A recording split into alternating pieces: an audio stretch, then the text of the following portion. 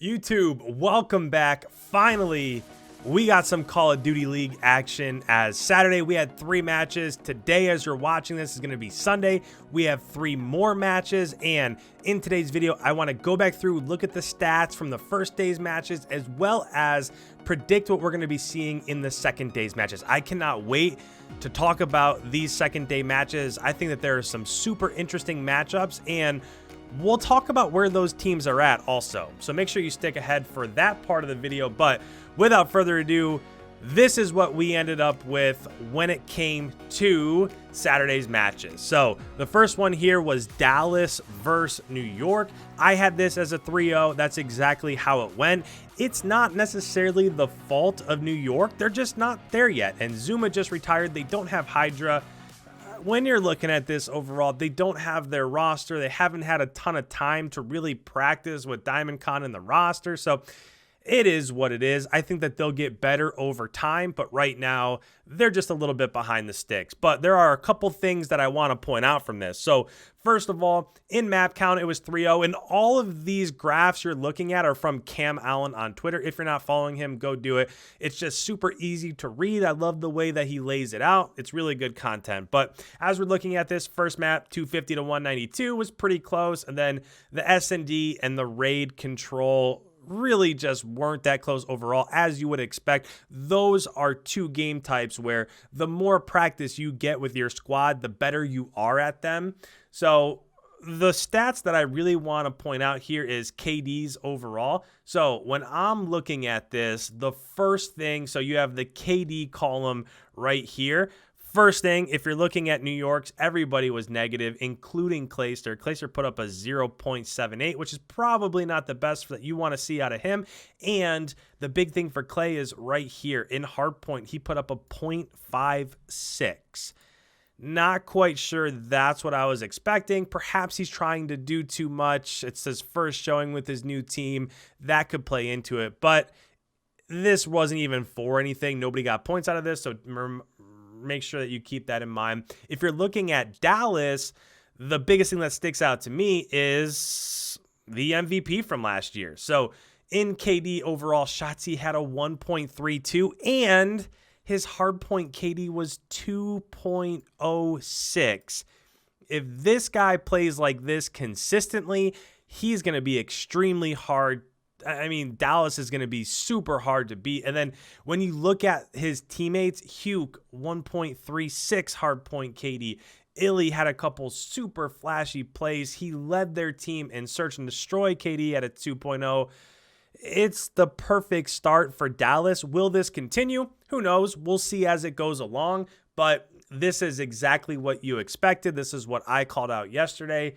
So we'll see what happens. Expect New York to get better, but for the first day, great showing out of Dallas. The second matchup was LAG versus Seattle, and this is one that I was also super excited for because basically, is that reunion roster for LAG going to be able to make some waves this year, or will obviously that star-studded, I guess you could say, roster for Seattle, will they be able to make some waves? So as we look at this, in terms of map count, it did go to map 5. So off the rip, raid hardpoint, love to see it. LAG come out and just blew Seattle out of the water on that. And then Seattle started to pick up a little bit of momentum. Raid S&D, they won 6-3. Garrison Control, they won 6-3. Before that Moscow hardpoint, I thought that was the opportunity for Seattle to close it out, but give LAG credit. They were able to clutch up. They won that by 16, and then the S&D was a 6-3, so not super close on the S&D. But a couple things that I want to point out here. First, one of the most impressive performances came from Apathy. I'm not sure that this was on most people's radar that he would come out and put up a 1.22 KD. Not that he's not capable of it, but I just don't think that's what people expected to happen. So a great day out of him. Assault, Silly, Vivid, they played well, right? If you're talking about hardpoint, Assault and Silly really led them in hardpoint. So it was well-rounded throughout the entirety of their roster. But as you look down below at Seattle's KD, a couple things stand out to me. So one, Gunless had a good day. He had a 1.13 KD. Hardpoint, he lagged a little bit with a 0.95, but that's not terrible, right? That's -2 if you're talking about 2 maps. So again, not terrible. But the thing that's really surprising me so far is that you're not getting, at least in scrims and what we've seen so far, you're not getting the same production out of Octane. And a lot of people are saying, is this the same Octane from last year? I do think that it will be. It's early on. These matches don't even count for anything. But I don't know. Whenever I watch things like this, I expect to see Octane popping off because he did it so much last year. Just not sure if it's going to be the same this year throughout the entirety of the year. Octane's hardpoint KD was good at a 1.05, but in search, he had a 0.79, and then control KD was 1.09. So it was okay, but overall, this was a good series. I was interested to see if LAG could hang, if they, if Seattle would come out and be like, okay, maybe we should put Seattle somewhere in the middle of our power rankings overall. But it was a good series. It was what you would expect from two teams that you'd probably have in the bottom 6, bottom 5, or somewhere in there. But it was entertaining, and the storylines are what they are. Great job out of Apathy. We'd like to see a little bit more out of Octane. And one last thing before I move on here. This is why people have Seattle so low, is Looney put up a 0.84 and Pristini put up a 0.93. So in all of my power rankings videos, I've said, will their SMGs be able to stack up against...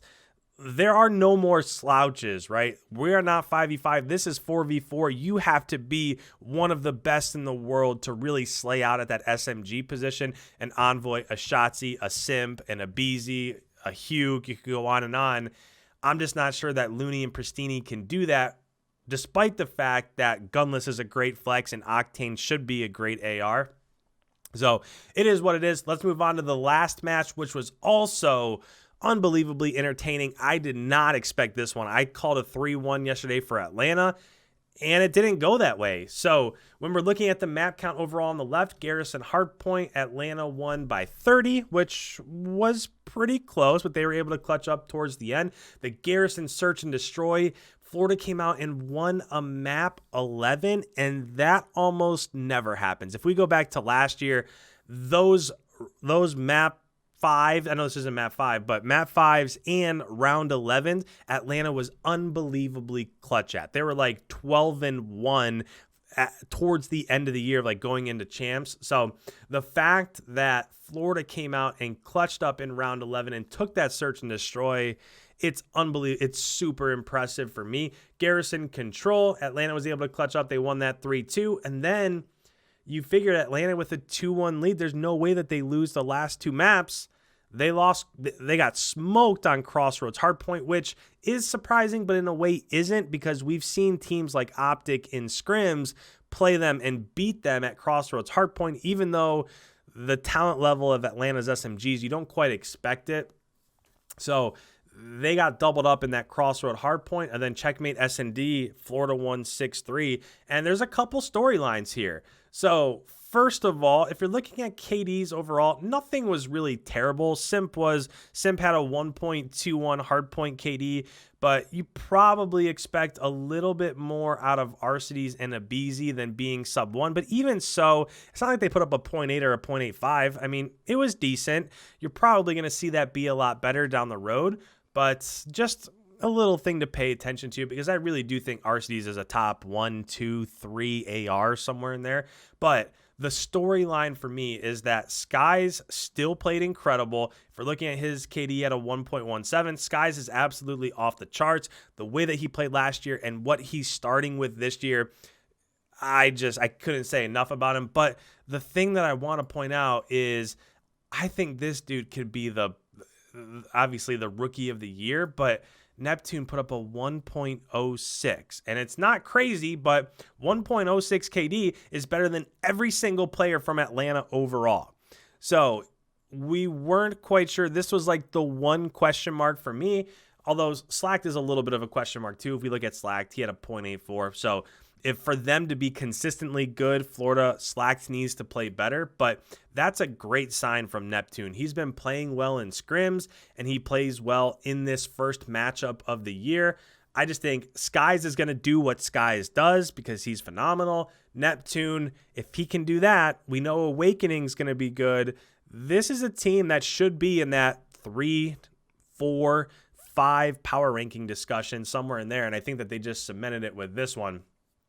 But the other thing that we want to talk about in this video are the matchups on Sunday, and there are some big ones here. So first one at the top left is Paris versus London. And the interesting thing about all three of these matchups is I think these are teams that have to prove something, and they're in similar brackets in terms of their power ranking. So I think most people would agree that Paris and London are somewhere in the 8 to 12 range, right? If you put either of these teams at 8 or either of these teams at 11 or 12, I think most people could probably make a case for it. So when it comes down to this one, I don't have a ton of confidence overall in London. I don't know. I just don't feel. I know Shawnee played really well last year, but Dylan didn't have a great year last year. I know this is talking about last year. It's not the same game.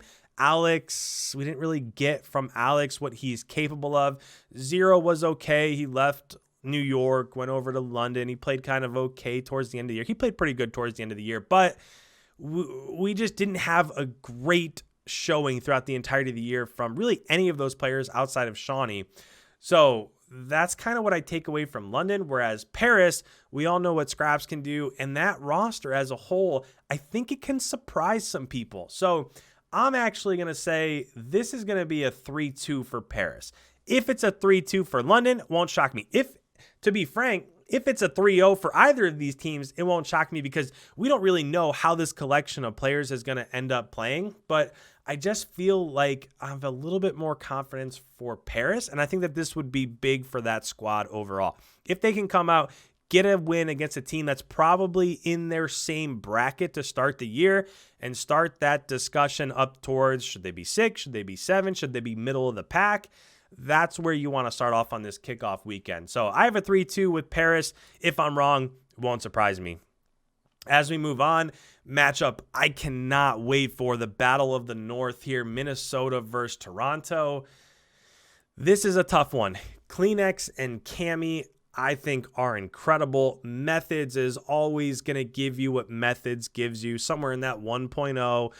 We'll say bottom 0.95 to 1.1, somewhere in that range. He's a super steady player. He's never going to come out really and drop like a 1.5 and just fly off the charts and win you a matchup by himself, but he's never going to lose you a matchup by himself either. So when I look at this overall, we've talked about Toronto, but I have this confidence in Minnesota. What they have in terms of Major Maniac and Priesta and Attach and accuracy, they're just, I don't know. I feel like even though a lot of people would say they're a little bit out of their roles, I think a lot of what tomorrow will come down to is I expect a good day from Major Maniac and accuracy. I think that both of them are going to play well. The biggest thing is going to be, for me, can Attach and Priesta absolutely slay out? I think what we're going to get from Attach, somewhere in the 1.0, 1.05 range, but can Priesta come out and be a superstar? Because for Minnesota to be in that top echelon, that's what they need. They need a superstar SMG to play with Shotzi and Envoy and Simp and Abizi and all of those guys. And can he fill that role? I think this year there's a ton of pressure on him. I think he can do it, but will he do it? So in this one overall, I do think, again, these are two really close teams. That's the overarching theme for me with all three of these matchups, is that these are two teams in the same bracket. Who's going to show that they belong to be maybe a little bit higher and who doesn't belong to be there. But overall, I'm going to say this is going to be a 3-2 for Minnesota. If it's a 3-2 for Toronto, again, won't surprise me. I just noticed you guys can't see this, but I'm going to say 3-2 for Paris. I'm going to say 3-2 for Minnesota. And then that brings us to our last matchup. So LA Thieves versus Optic. There's a reason why they put this at the very end. Hex versus Nadeshot. Optic Chicago is back in Hex hands. That old OGLA branding went over to LA Thieves. I mean, this is just an incredible matchup. So when I'm looking at this, again, I think these teams can be anywhere from 2 to 5 or 6. If Optic comes out and plays well, a lot of people are probably going to say, well, Atlanta ended up losing to Florida, and Optic played really well against another top team in LA Thieves. Let's put Optic at 2. Can that change? Absolutely. Is there a ton of research behind putting them at 2? Not really, but that might be the overarching story. I think where this will change is, what do we get out of Dashy? Because in scrims, when Dashy is just an absolute madman, this guy has the ability to no doubt be one of the best players in the CDL. Dashy can absolutely shred like no other. But will he be able to put that on display again? And will he be able to do that consistently throughout the entirety of the year? That's the biggest question. We know basically what we're going to get out of Formal, Scump, and Envoy. Dashy's the question mark. If he comes out and pulls a 1.2, 1.3, 1.15, somewhere in there, and he is a force to be reckoned with on the map, I don't see how they lose, because you know what you're going to get from the other 3. Whereas when you're looking at LA Thieves, now all of a sudden, like, you kind of know what you're going to get out of Slasher.